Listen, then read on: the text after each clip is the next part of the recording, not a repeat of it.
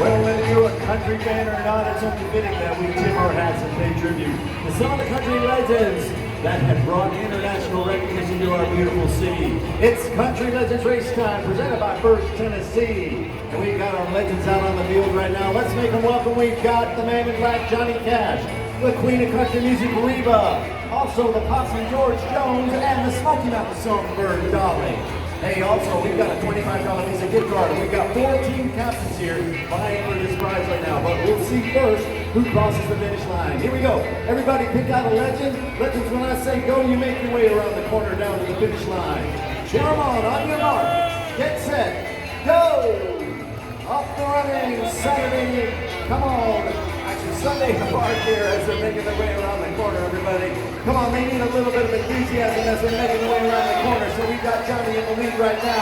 George is on behind there. Dolly's coming ahead right now. Look at her working those little feet 9 to 5 right now. Oh, Dolly, it's hard to be a diamond in a rhinestone world, but you make it look so easy. Yes, we will always love you as she's crossing the finish line, everybody.